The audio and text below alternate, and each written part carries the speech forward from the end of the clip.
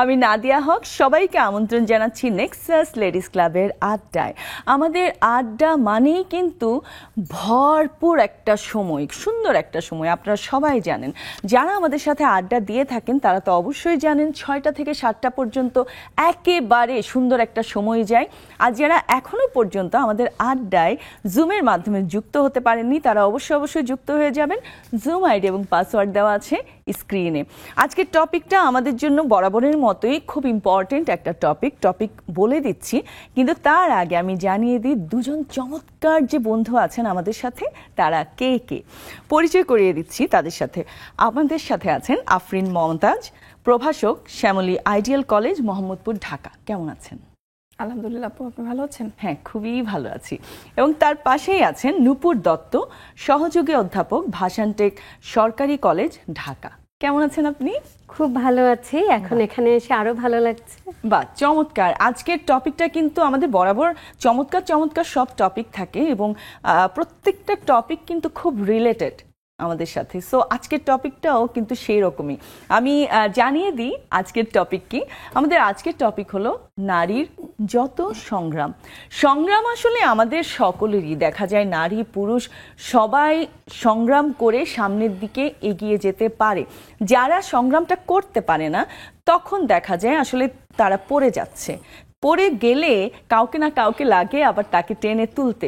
নিজে যদি একা সংগ্রামটা করতে পারে তাহলে খুব ভালো হয়। আপনার সংগ্রামের গল্প শুনবো আমরা। জুমে চলে আসতে হবে, জুম আইডি এবং পাসওয়ার্ড দেওয়া আছে স্ক্রিনে। আমরা আমাদের টপিকে যাব, কারণ চমৎকার একটা টপিক। আমি জানি আপনাদের এই টপিক নিয়ে অনেক কিছু বলার আছে, তাই না? আগে আপু আপনার কাছে চলে যাই। এই যে শিক্ষকতা করছেন, হ্যাঁ, এটাকে অনেক বছর ধরে নাকি আপনার রিসেন্টলি এরকম থাকে না, অন্য জবে ছিলেন, ওই জব থেকে আপনি এখানে চলে আসলেন, এরকম কিছু কিনা? না, এটা আমার 7 বছর যাবত আছি শিক্ষকতা পেশায়। অনার্স মাস্টার্স কমপ্লিট করার পরে এখানে জয়েন করেছি প্রভাষক হিসেবে। আচ্ছা, অন্য প্রথম প্রফেশনেই শিক্ষকতা? জি। বাহ, চমৎকার তো। সো আপনার ফ্যামিলিতে কি এমন আর কেউ আছেন যে যিনি শিক্ষকতা করেছিলেন বা করছেন? আমাদের ফ্যামিলি মূলত কম বেশি সবাই এই শিক্ষকতা পেশার সাথে জড়িত।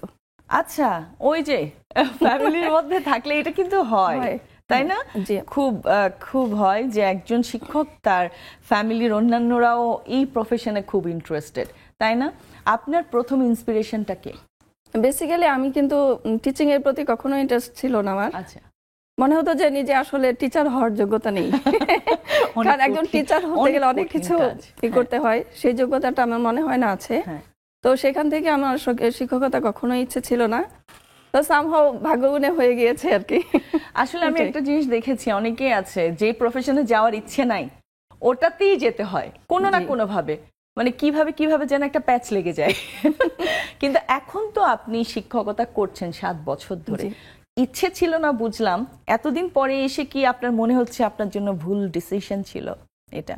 না, যখন আমার স্টুডেন্টদের ভালোবাসা পাই তখন মনে হয় যে আসলেই এটা আমার জন্য অনেক ভালো একটা পেশা। একদম সত্যি কথা। এর পাশাপাশি কি আর কিছু করা হচ্ছে নাকি পিওরলি শুধু এই প্রফেশনে আপনি?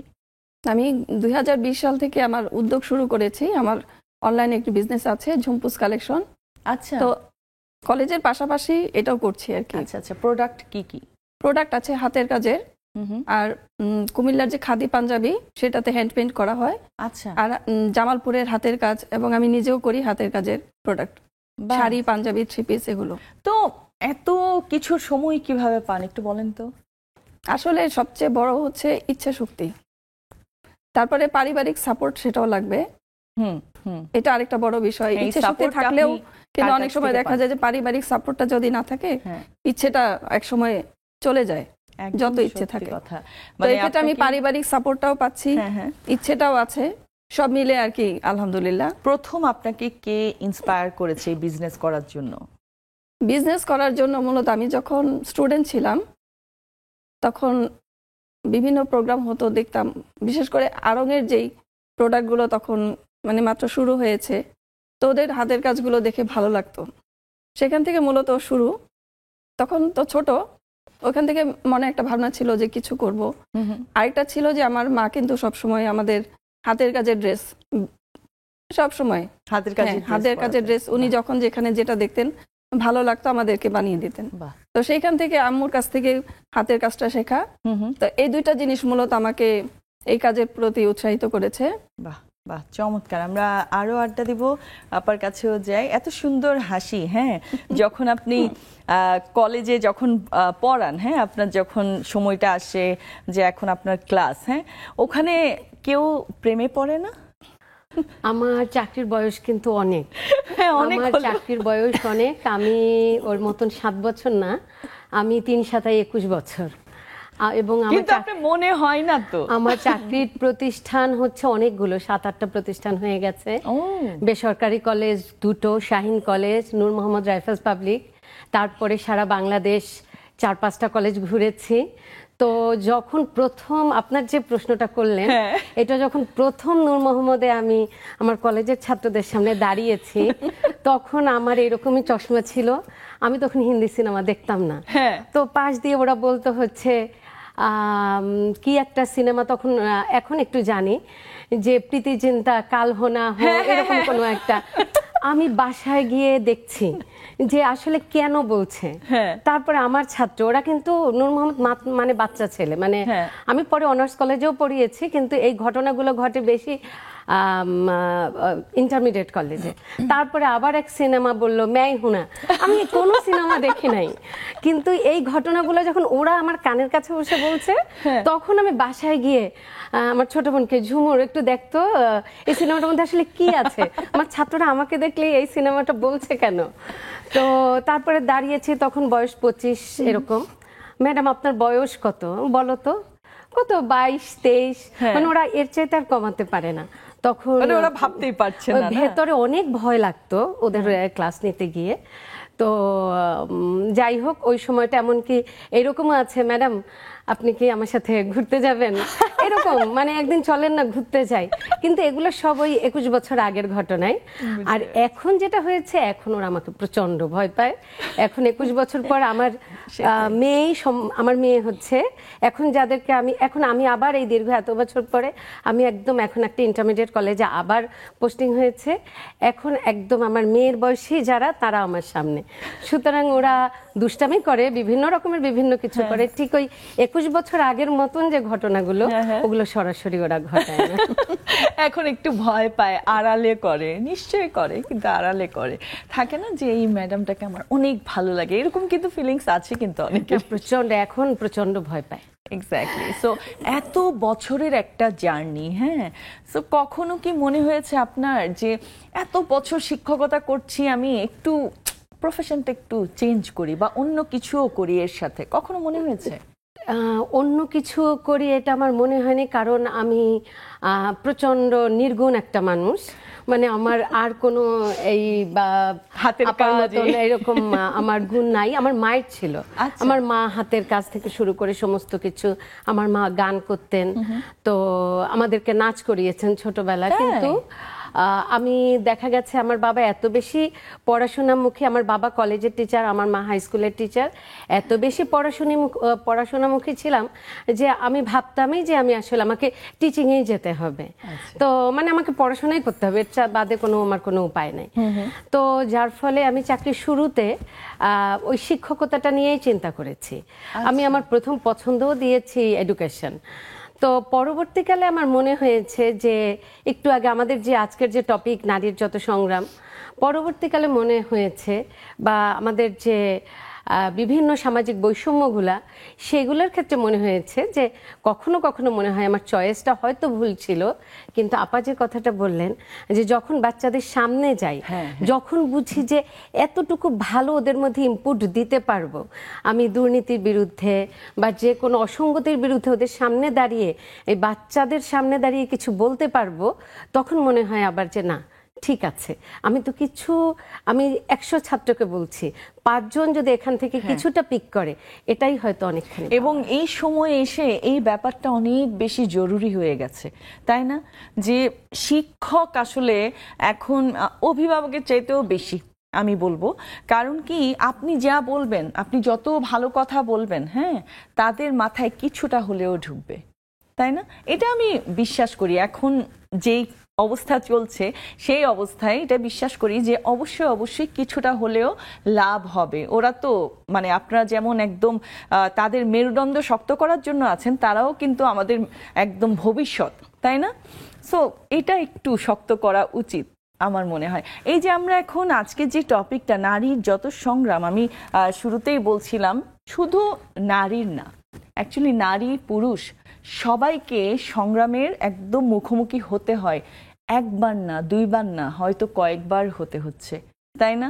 সো আপনার কাছ থেকে একটু জানতে চাই, আমি আপনার সংগ্রামের কথা অবশ্যই অবশ্যই জানবো, কিন্তু আমি তার আগে জানতে চাই আপনার বাবা, আপনার মা, এরাও তো সংগ্রাম করে সামনের দিকে এগিয়েছেন, তাই না? একটু শুনতে চাই তাদের গল্পটা। ধন্যবাদ আপু। প্রথমে আমার বাবার কথা বলি।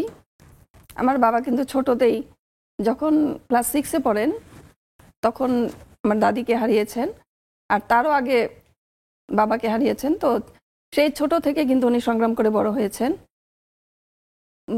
পরিবারের ছোট ছেলে ছিলেন, কিন্তু ছোট ছেলে হয়েও কিন্তু উনি বড় ছেলের দায়িত্ব পালন করেছেন। আচ্ছা, ছোট 2 বোন ছিল, তো এভাবে পুরো পরিবারটাকে তিনি হ্যান্ডেল করেছেন সেই ক্লাস 6 থেকে। 6 থেকে। ও মাই গড, ও মাই গড। হ্যাঁ, বল। আর আম্মুর কথাটাও সেরকমই, যে আমরা কিন্তু 3 বোন, তো 3 বোনকে এই আম্মু একা হ্যান্ডেল করেছে। হ্যাঁ, আচ্ছা, হ্যাঁ, 3 বোনকে মানুষ করা, এটা অনেক পড়াশোনা, হ্যাঁ। অনেক অনেক টাফ। কিন্তু আমরা আরো শুনবো, একটা ছোট্ট বিরতি নিয়ে আসছি।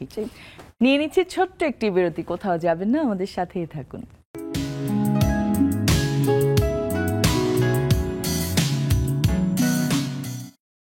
আবারও ফিরে এলাম ছোট্ট একটা বিরতির পর। আজকে এই চমৎকার টপিক নিয়ে যে আড্ডাটা হচ্ছে, আপনারা কিন্তু তাড়াতাড়ি জুমে জয়েন না করলে আড্ডা মিস করে ফেলবেন, কারণ আমি আপনার সংগ্রামের কথাও জানতে চাই। সো দেরি না করে তাড়াতাড়ি জুমে চলে আসুন। জুম আইডি এবং পাসওয়ার্ড দেওয়া আছে স্ক্রিনে। আপু, আপনার মায়ের কথা বলছিলেন, মায়ের সংগ্রামের কথাটা একটু শুনি। জি, আমার বাবা তো বিজনেস করতেন, তো ফ্যামিলিকে সেভাবে সময় দেওয়ার সময় ছিল না। তো আমাদের 3 বোনকে বড় করা, মানুষ করা, পড়াশোনা করানো, সবকিছু আমার মা। আপনার মা কি হাউসওয়াইফ ছিলেন? জি। আচ্ছা, তারপরেও তো অনেক কিছু তো দেখতে হতো, তাই না? জি। আমার মনে হয় কি হাউসওয়াইফদের কাজ আরো বেশি, তাই না আপা? মানে তাদের কিন্তু 24/7 ব্যস্ত থাকতে হয়। এবং এখন দেখবেন, আপনি তো স্কুলে আছেন, তাই না? একটা স্কুলে আছেন, আপনি একটা কলেজে আছেন।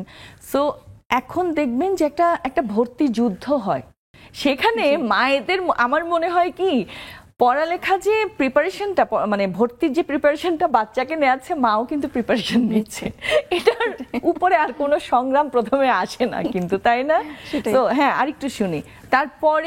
তারপরে আপনার বোনরা যখন বড় হয়ে গেলেন, আপনারা যখন বড় হয়ে গেলেন, ঠিক আছে, তখনকার কথা একটু শুনতে চাই আপনার মায়ের। বোনরা বড় হয়ে যাওয়ার পরে আমরা 3 বোন মিলেই মা বাবাকে যতটুকু পারি সাপোর্ট দিয়ে যাচ্ছি। আচ্ছা, সেটা ফ্যামিলির কাজে হোক বা অর্থনৈতিক হোক, যেটাই হোক, পাশাপাশি দিয়ে যাচ্ছি যতটুকু নিজেদের পক্ষে সম্ভব হয়। আপনি কি বড় সবার? জি। ও, আপনার দায়িত্ব একটু বেশি, তাই না? আপার কাছে যাই। আপনারও মায়ের এবং বাবার সংগ্রামের গল্পটা আমি শুনতে চাই। আমার বাবা মায়ের সংগ্রাম, আমরা আসলে একটা মফস্বলে বড় হয়েছি, তো এখানে সংগ্রামটা ওইভাবে দৃশ্যমান হয় না, কারণ মফস্বলের জীবনটা খানিকটা স্বাভাবিক গতিতে চলে। তারপরও যতটুকু দেখেছি যে বাবা ছাত্র পড়িয়েছেন, মা স্কুল থেকে ফিরে আমাদেরকে নিয়ে পড়ে থাকতেন, এবং ওই রকম জায়গা থেকে 2টা মেয়েকে 2টা ইউনিভার্সিটিতে ভর্তি করানো, এই যে পরিশ্রমটা, এটা সবসময় আমি শতভাগ মাকেই দিতে চাই। বাবা সাপোর্ট হিসাবে ছিলেন, অর্থনৈতিক সাপোর্ট হিসাবে ছিলেন, মাকে কোনো কিছুতে বাধা দেননি, মাকে সাহায্য করেছেন মানসিকভাবে, কিন্তু আমাদের পড়ানোটা, আমাদেরকে তৈরি করাটা, আমাদের মানসিক জগৎ থেকে শুরু করে একদম পড়াশোনা তৈরি করাটা, আমাদের জীবন তৈরি করাটা পুরোটাই আমার মা নিজের হাতে তৈরি করা। তো আমি যখন প্রথম চাকরি পেয়েছি, আমি 24তম BCS এ যখন প্রথম জয়েন করি, তো তখন আমি এটাই বলেছি যে এটা আসলে আমার মায়েরই করা। মানে একটা পুতুলকে যেভাবে তৈরি করে, বা একটা কাদামাটির একটা জিনিসকে যেভাবে তৈরি করে ঠিক সেইভাবেই মা আমাদেরকে তৈরি করেছে। আমার বোন হচ্ছে লয়ার, ও এখন সলিসিটারশিপ করছে লন্ডনে। কিন্তু দুটোই এই আমাদের দুই বোনের ক্ষেত্রেই মায়ের অবদানটাই অনেক গুরুত্বপূর্ণ, বাবা সঙ্গী হিসাবে ছিলেন। তো এটা আসলে ওই রকম মফস্বল থেকে এক ধরনের সংগ্রামই বলা যেতে পারে। তবে আমার মায়ের সংগ্রামটা আমরা বেনিফিটেড হয়েছি, কিন্তু মা চেয়েছিলেন আরো অনেক কিছু হবে, যেভাবে এখনকার মায়েরা চায় সন্তানদেরকে দিয়ে যে এটা করাবো সেটা করাবো। এক ধরনের কখনো কখনো এই মায়েদের এই সংগ্রামের চাপে বাচ্চাদের কিন্তু খানিকটা নাভিশ্বাসে উঠে যায়। তো এই ক্ষেত্রেও খানিকটা মায়েদের আরেকটু সচেতন হওয়া উচিত যে বাচ্চাদের এই যে প্রেশারগুলো, এটা সব বাচ্চারা নিতে পারবে কিনা। এক্স্যাক্টলি। আরেকটা বিষয় আমি খেয়াল করেছি, মনে করেন এক এক বাচ্চার ক্যাপাসিটি কিন্তু এক এক রকম, নেওয়ার ক্যাপাসিটিটা, তাই না? সো আপনারা তো মানে টিচিং প্রফেশনে আছেন অনেক দিন ধরে, আপনি অনেক বছর ধরে আছেন। সো এই যে মারা না বুঝে, হ্যাঁ, ও আমার বাচ্চার কতটুকু ক্যাপাসিটি, সে কতটুকু নিতে পারবে, এই ব্যাপারটা না বুঝে যে প্রতিযোগিতায় নেমে যায়, সেখানে কিন্তু মায়েরও কষ্ট হয়, আবার বাচ্চারও কষ্ট হয়। যেমন অনেকে আছে গান শেখাচ্ছে, নাচের ক্লাস, মানে গানের ক্লাস, নাচের ক্লাস, এদিকে আবার টিচার আছে, আবার আর্টের ক্লাস, তারপরে আবার কি, সে তো ওই যে খাবে দাবে একটু রেস্ট নিবে, তারপর আবার উঠে কোচিং এ চলে যাচ্ছে। মানে এরকম একটা বিষয় সবসময় দৌড়ের মধ্যে থাকে, এবং তার সাথে সাথে তার মাটাও থাকে। সো এইটা নিয়ে একটু আপা আপনার কাছ থেকে শুনতে চাই, মানে আপনার মাধ্যমে হলেও অনেকেই তো আমাদের এই আড্ডাটা দেখে থাকে, তারা যেন একটু বুঝুক যে সবসময় আসলে এইভাবে বাচ্চাকে দৌড়ের মধ্যে রাখাটাও ঠিক না। একটু শুনি। এক্ষেত্রে আসলে বলবো যে কিছু গার্ডিয়ানেরও অভাব আছে কিছু বুঝার, এছাড়া কিছু প্রতিষ্ঠানেরও কিন্তু এই ক্ষেত্রে দায়ী। যেমন আমরা অনেক প্রতিষ্ঠান দেখি বাচ্চাদেরকে ছোট থেকে এতটা প্রেসার দেওয়া হয়, তখন মা বাবারা বাধ্য হয় ওই বাচ্চাটাকে সারাক্ষণ বোঝা তার পড়ার টেবিলে রাখতে। হ্যাঁ, এটা একটা বিষয় আছে, এটা শিক্ষা প্রতিষ্ঠানগুলো এটার জন্য দায়ী। আবার কিছু কিছু বাবা মা আছে যে মনে করে যে আমার ছেলে মেয়েকে একদম সব শিখিয়ে ফেলবো। আমার আম্মুকে দেখেছি যে আমাদের পড়া নিয়ে, পরীক্ষা নিয়ে কখনো উনি টেনশন করেনি, কিন্তু আমরা যখন বোর্ড পরীক্ষা দিতাম গার্ডিয়ানরা দেখতাম তসবি নিয়ে বসে আছে। এগুলো দেখেছি, গার্ডিয়ানরা বাইরে তসবি নিয়ে বসে আছে, কিন্তু আমার আম্মু কখনো এগুলো চিন্তা করেনি। পরীক্ষার হলে আব্বু দিয়ে এসেছে, আম্মু সময় পেলে নিয়ে এসেছে, অথবা আব্বু গিয়ে নিয়ে এসেছে, কিন্তু তাদেরকে কখনো এই বিষয়গুলো দেখে টেনশন করতে দেখিনি। বলে না, ও যেভাবে পড়াশোনা করেছে সেভাবে ও পারবে। এক্স্যাক্টলি, এটা একটা বিশ্বাস। কিন্তু এখন গার্ডিয়ানদের হচ্ছে যে আমার সন্তানকে সব বিষয়ে পারদর্শী হতে হবে, আমার সন্তানকে ভালো রেজাল্ট করতে হবে, আর স্কুল কলেজগুলোর তো প্রেসার তো আছেই। এবং এই প্রতিযোগিতা আমি দেখেছি আসলে সন্তানের না, মায়ের সাথে মায়ের, হ্যাঁ, একই ক্লাসে পড়ছে, এরকম একটা মায়েদের মধ্যে একটা প্রতিযোগিতা থাকে যে আমার বাচ্চা এগুলো সব পারে, আরেকজন মা শুনেছে আমার বাচ্চা তো এই সব কিছু পারে না, তখন তার ইগোতে লেগে যায়। তাহলে সংগ্রামটা শুরু হচ্ছে কিন্তু সেই বাচ্চা বয়স থেকে। আমি বলতে পারি আমার ওই বাচ্চা বয়স থেকে এত সংগ্রাম শুরু হয়নি, কিন্তু এখন এসে দেখছি এই যুগে বাচ্চা বয়স থেকে সংগ্রামটা শুরু হয়ে যাচ্ছে। এবং আপা আপনি ভালো বলতে পারবেন যে একটা বাচ্চাকে ধরেন ওর ক্যালিবারিটি আছে, ক্যাপাসিটি আছে, ও ভালো কিছু করতে পারবে, কিন্তু অনেক সময় প্রেসারে ভয় পেয়ে যায়, তাই না? এরকম নিশ্চয়ই আপনি দেখেছেন। তার প্রেসারে ভয় পাওয়ার কারণে দেখা যায় যে সে একসময় তার চিন্তা ভাবনা, তার কাজকর্মগুলো ক্র্যাশ করে যায়। মানে একটা চিন্তার সাথে আরেকটা চিন্তা সংঘর্ষ বাঁধে, তখন সে তার যে স্বাভাবিক গতিটা সেটা হারিয়ে ফেলে। আরেকটা জিনিস খেয়াল করেছি, আপনারা নিশ্চয়ই পেয়েছেন এরকম, যে অনেকে আছে না বাম হাতে পারে, বাম হাতে লিখে, হ্যাঁ। সো এখন সে তো ওটা তার জন্ম থেকেই সে এরকম বাম হাতে পারে কাজ করতে, বাম হাতে শক্তি বেশি, বাম হাতেই সব করে।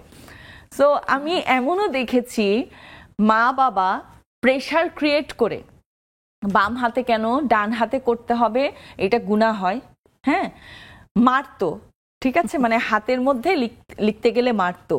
এখন বাচ্চা ভয় পেয়ে বা ধমক দিত যে তুমি এরকম, ভয় পেয়ে এমন অবস্থা হয়েছে তার লেখা বিশ্রী হয়ে গেছে, সে বাম হাত থেকে ডান হাতে চলে আসছে, তাই না? এটা তো ব্রেনেরও একটা ব্যাপার আছে কিন্তু। এই বাম হাত নিয়ে আমার একটা ঘটনা আছে। আমার সবার ছোট বোন যে, সে কিন্তু বাহাতি। তাই? আচ্ছা। ও যখন ছোটতে স্কুলে ভর্তি করানো হলো বাম হাতে লিখে, তো ওর স্কুলের টিচাররা এটা নিয়ে খুব, আপনার মেয়ে বাম হাতে লেখে, ওকে ডান হাতে লেখা শিখান।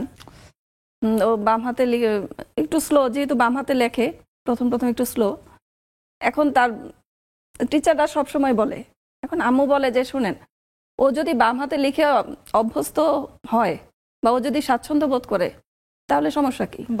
আমেরিকার প্রেসিডেন্ট তখন তো ক্লিনটন ছিলেন, আম্মু তখন বললেন যে আমেরিকার প্রেসিডেন্ট যদি বাম হাতে লিখতে পারে, আমার মেয়ে বাম হাতে লিখতে সমস্যা কোথায়?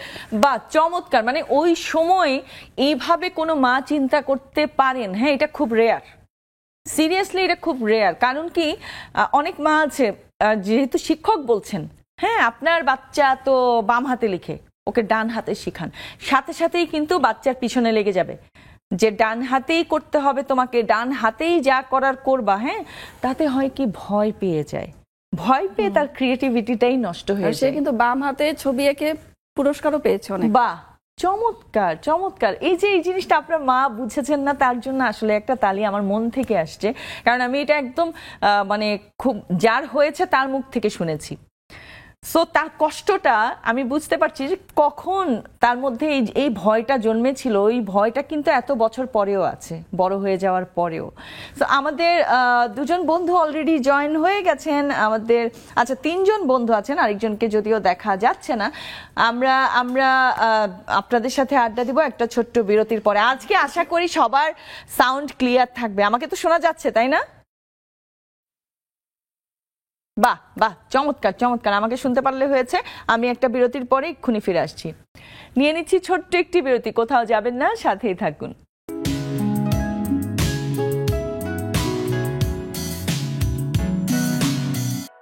আবারও ফিরে এলাম আমাদের আড্ডায়। আড্ডা চলছে নারীর যত সংগ্রাম নিয়ে।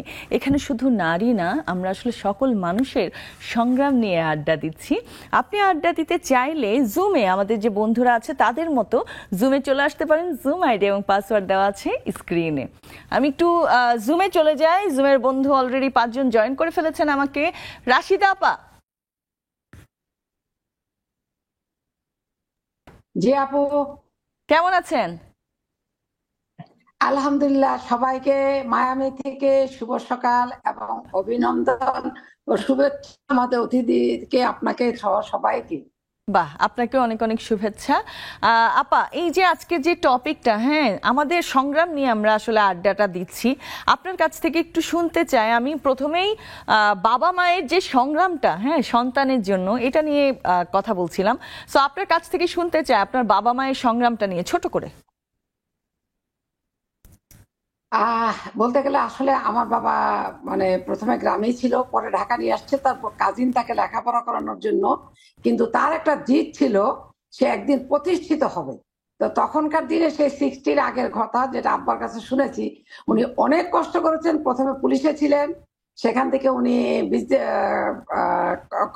কনস্ট্রাকশন কোম্পানিতে ছিলেন, তারপরে সাইডে ছিলেন, তারপরে বিজনেস করতেন, তারপরে জব করতেন।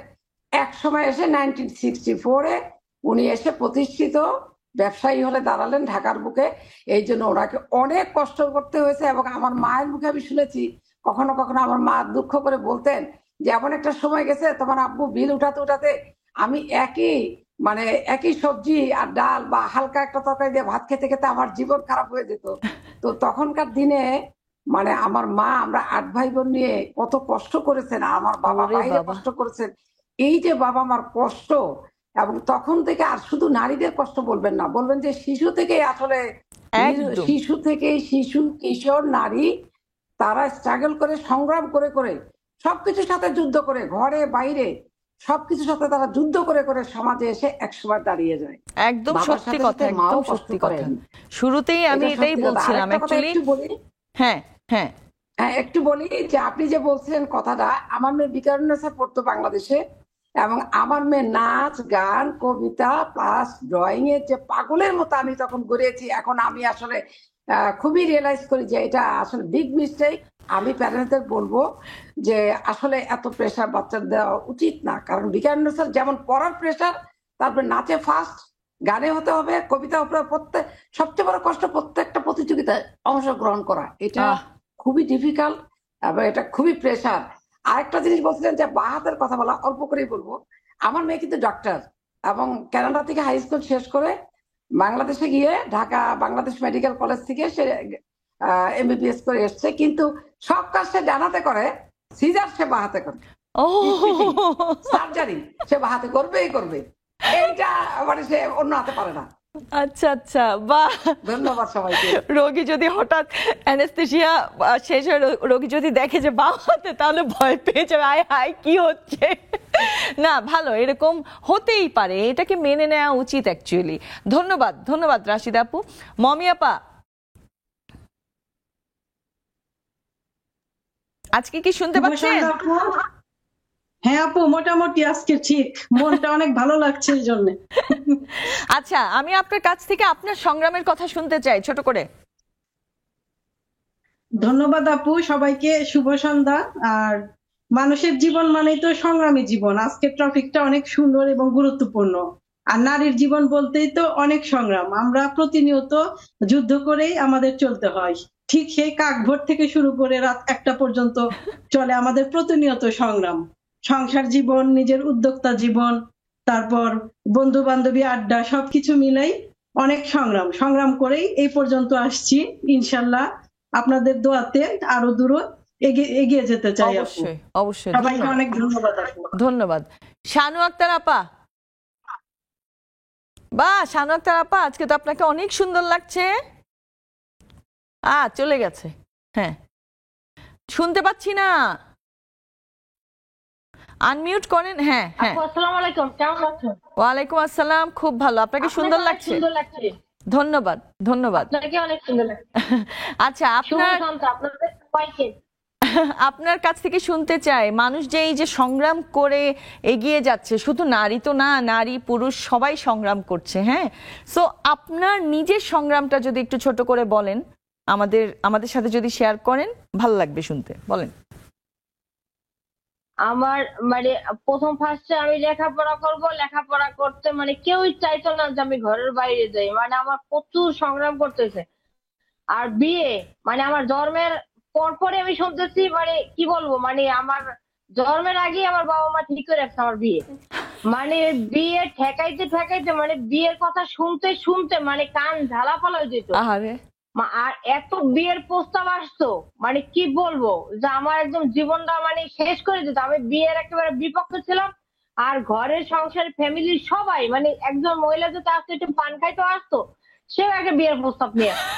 একজন মেহমান ঘরে বেড়াইতে আসলে সেও বিয়ের প্রস্তাব নিয়ে আসতো। আল্লাহ, মানে হয়তো তার ভাইকে সাথে করে নিয়ে আসতো, নাহলে তার ছেলেকে সাথে করে নিয়ে আসতো, মানে একজন একজন তারা নিয়ে আসতো। মানে এত পরিমাণ শুনছি বিয়ের কথা, মানে যেখানে যাইতাম মানে বিয়ের ব্যাপারটা একদম এক এলাকার সাইডে আরেক এলাকায় যেতাম, সেখানেও মানে বিয়ে, চারিদিক খালি বিয়েরই প্রস্তাব। এই মানে এগুলো শুনতে শুনতে আমি একদম অসহ্য হয়ে গেছিলাম, মানে শুনতেই পারতাম না।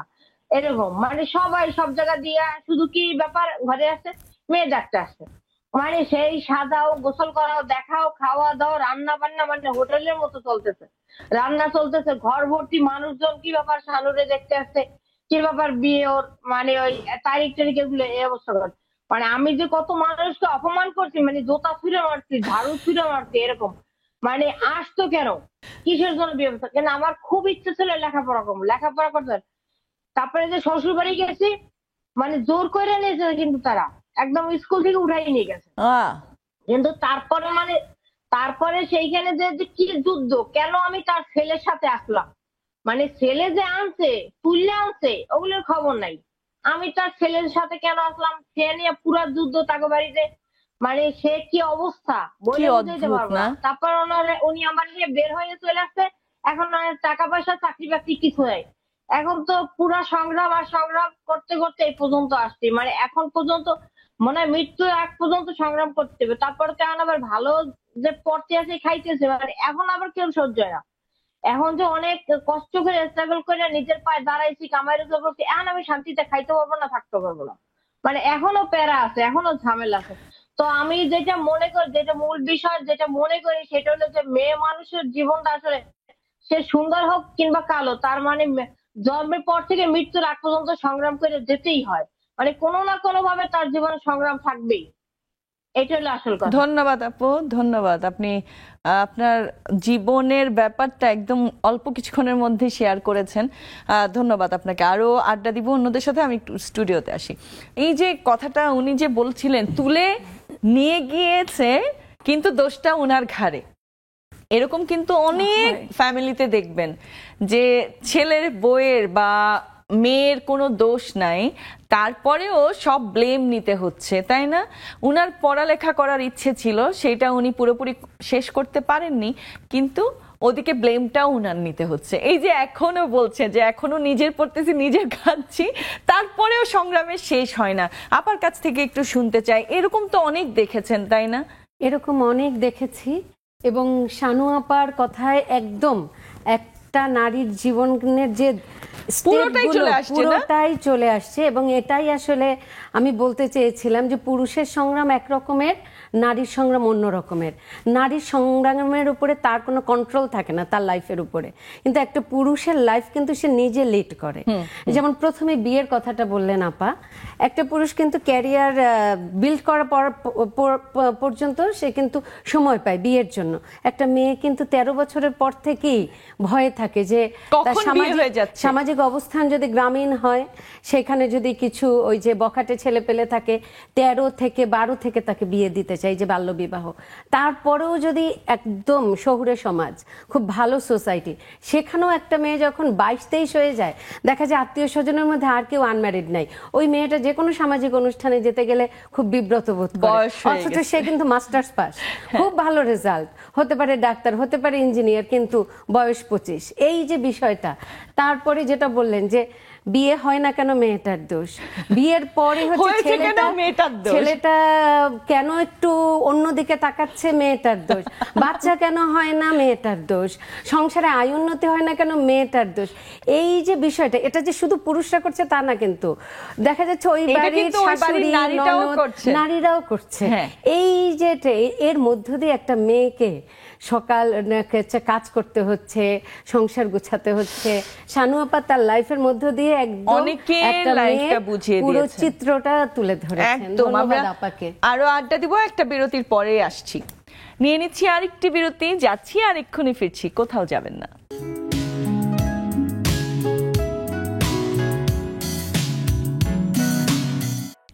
আবারও ফিরে এলাম আমাদের আড্ডায়। আড্ডা অনেক সুন্দর চলছে, আমরা অনেক কিছু আসলে জানতে পারছি। আবার আমি জুমে চলে যাব। জুমে আমাদের অনেক বন্ধুরা অ্যাকচুয়ালি জয়েন করে ফেলেছেন, সবার সাথে আড্ডা হবে। রীতা পোদ্দার আপু। হ্যাঁ, ধন্যবাদ আপা, সবাইকে শুভ সন্ধ্যা, এবং আমাদের স্টুডিওর আপুদের অনেক অভিনন্দন এবং শুভেচ্ছা। হ্যাঁ, নারী সংগ্রাম নিয়ে আপনার কাছ থেকে শুনতে চাই, বলেন। নারী সংগ্রাম তো আসলে শুরু থেকে শুরু হতেন, বিয়ের আগে আসলে সংগ্রাম বা বাস্তবতা কি জিনিস সেটা আসলে বুঝতেই পারিনি তখন।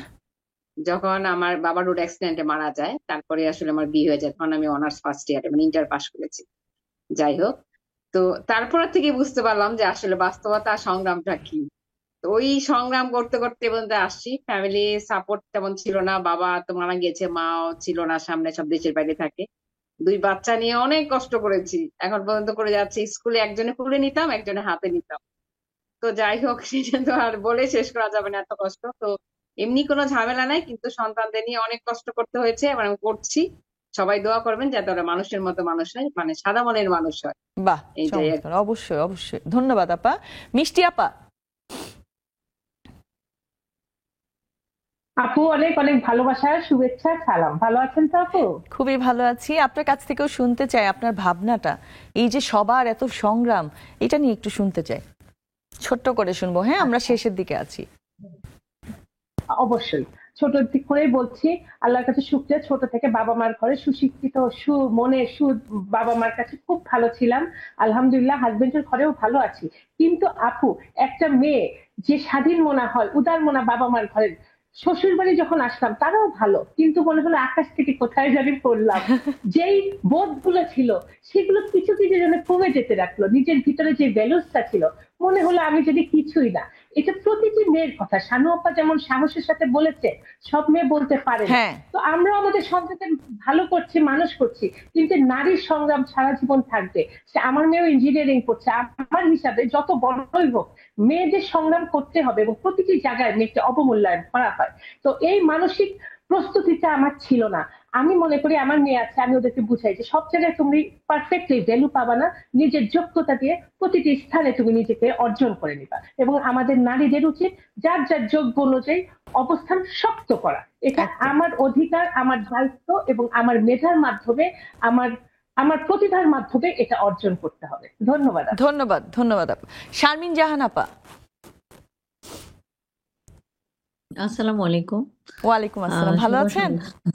এই তো আপু আছি, আলহামদুলিল্লাহ ভালো। হ্যাঁ, আপনার কাছ থেকে একটু শুনতে চাই। হ্যাঁ, বলেন। প্রতিদিনই তো আমাদের সংগ্রাম করতে হয় নারীদের।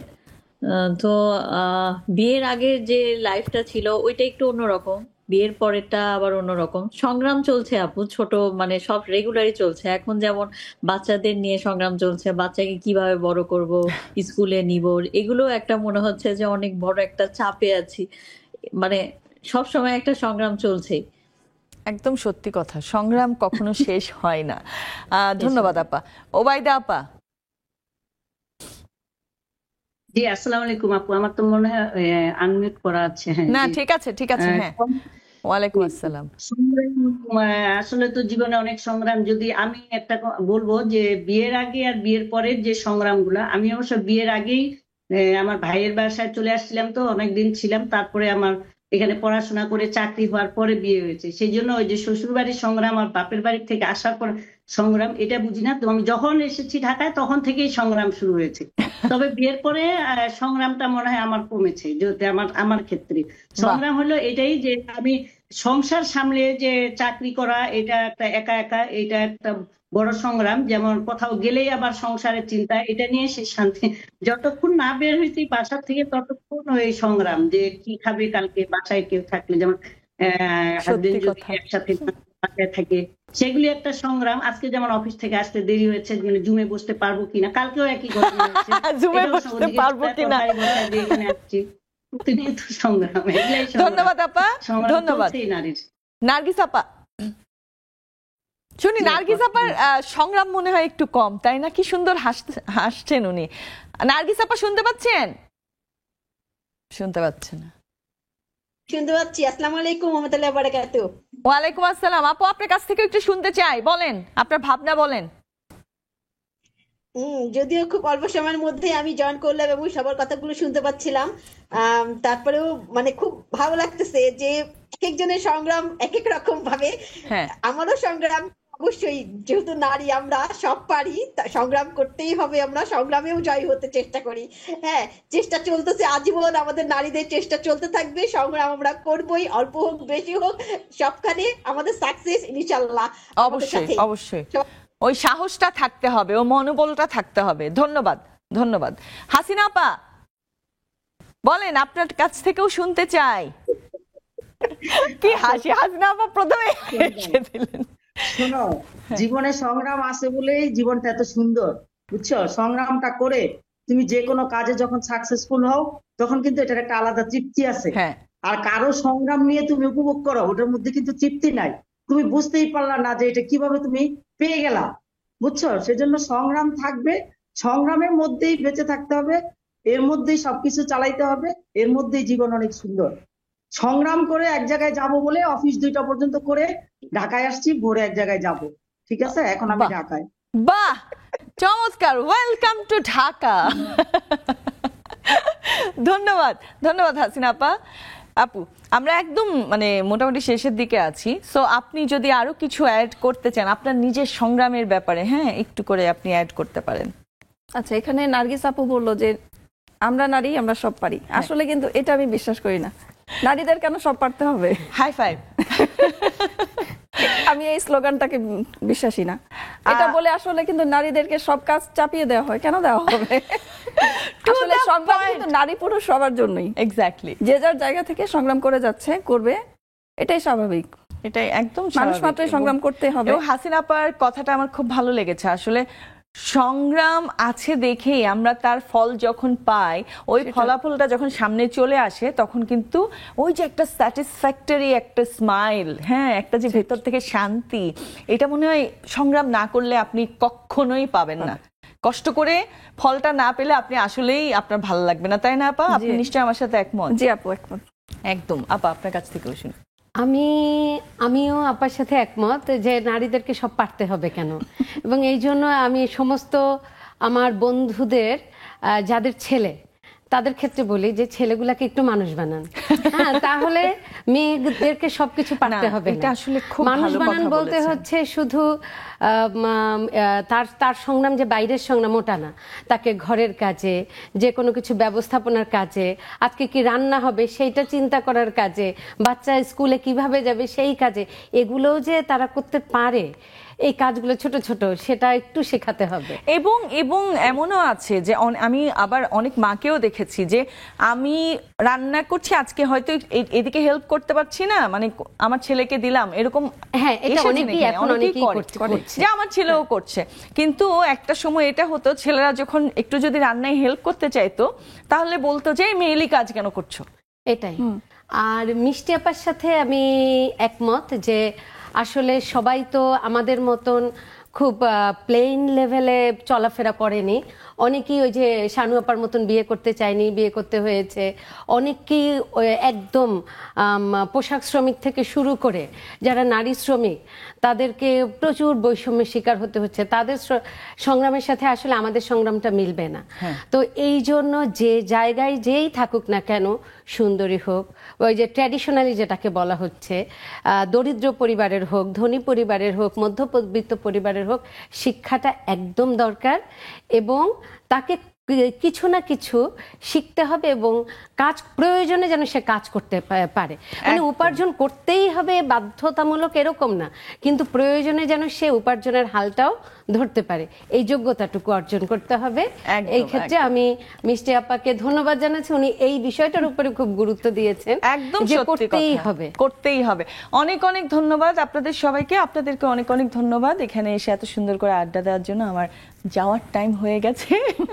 আপনাকেও ধন্যবাদ, অনেক চমৎকার ভাবে এই আড্ডাটা আপনি পরিচালনা করেছেন এবং আমরা এই সময়টাকে এনজয় করেছি। অনেক ধন্যবাদ। আপনাকেও ধন্যবাদ আপু, নেক্সাস টেলিভিশনকেও ধন্যবাদ আমাদেরকে এখানে আমন্ত্রণ জানানোর জন্য। সবার জন্য শুভকামনা। অবশ্যই ধন্যবাদ নেক্সাস টেলিভিশনকে যে প্রতিনিয়ত এরকম চমৎকার চমৎকার আড্ডার আয়োজন করছে। জি, আজকের মতো এখানে বিদায় নিতে হচ্ছে। সংগ্রাম কিন্তু চলবে, সেই সংগ্রামকে একদম শক্ত হাতে মোকাবেলা করতে হবে। সো নেক্সাস টেলিভিশনের সাথে থাকবেন, লেডিস ক্লাবের সাথে থাকবেন।